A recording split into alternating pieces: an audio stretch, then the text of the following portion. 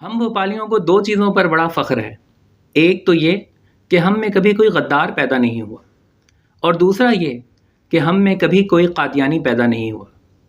دوستو، یہ تاریخی الفاظ تھے پاکستان کے معروف ایٹمی سائنسدان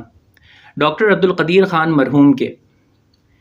جن کا نام پاکستان کی تاریخ میں ہمیشہ سنہرے حروف سے لکھا جائے گا، اور جن کی قومی و ملکی اور ملی خدمات کو ہمیشہ سراہا جائے گا۔ 1974 میں انڈیا کے ایٹمی دھماکوں کے کرنے کے بعد ڈاکٹر صاحب نے جس طرح صدر ذوالفقار بھٹو کو خط لکھ کر اپنی خدمات پیش کیں، اور پھر 30,000 کی عیش و آرام کی ملازمت چھوڑ کر وطن آ کر فقط 3,000 روپے ماہانہ پر کام کیا، اور پھر نہایت محدود وسائل کے ساتھ تھوڑے ہی عرصے میں پاکستان کو ایٹمی قوت سے نواز کر دنیا بھر کی عالمی طاقتوں کے درمیان نمایاں مقام دلوایا، اس پر جتنی بھی آپ کی عزت و تکریم کی جاتی وہ کم تھی۔ یہی وجہ ہے کہ 1996 میں صدر فاروق احمد لغاری نے، اور پھر 1998 میں صدر محمد رفیق تارڑ نے آپ کو پاکستان کے سب سے بڑے سول ایوارڈ نشان امتیاز سے نوازا، اور یوں آپ پاکستان کے سب سے بڑے سول ایوارڈ نشان امتیاز کو حاصل کرنے والی 2 بار حاصل کرنے والی پہلی شخصیت بن گئے۔ اسی طرح ملک بھر کے قومی اداروں اور مختلف تنظیموں کی جانب سے آپ کو 60 میڈلز اور 3 گولڈ کراؤنز پہنائے گئے، جو اس قوم کا آپ سے اپنی محبتوں کا کھلا اظہار ہے۔ لیکن 2004 میں جس طرح اس محسن پاکستان کی تذلیل کی گئی، وہ بھی تاریخ کا ایک سیاہ باب ہے۔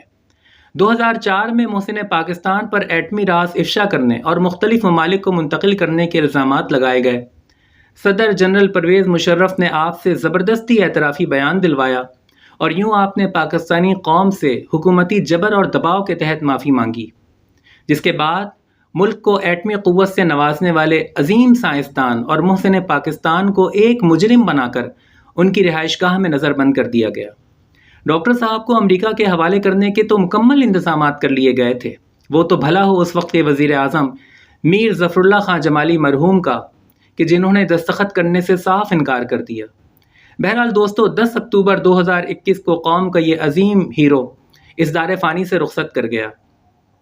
زندگی میں اپنی صاف گوئی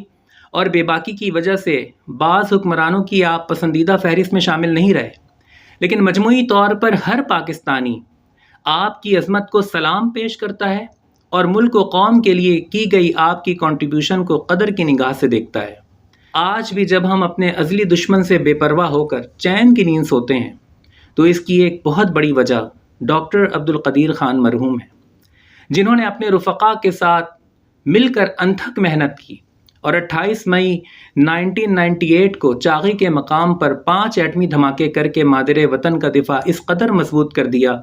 کہ پاکستان کو 5 ٹکڑوں میں تقسیم کرنے کی بڑکیں مارنے والا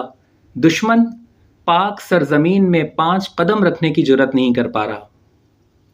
اللہ رب العزت پاکستان کو شاد و آباد رکھے، اور ڈاکٹر صاحب کو کروٹ کروٹ جنت نصیب کرے۔ یہ ویڈیو اگر آپ کو پسند آئی ہے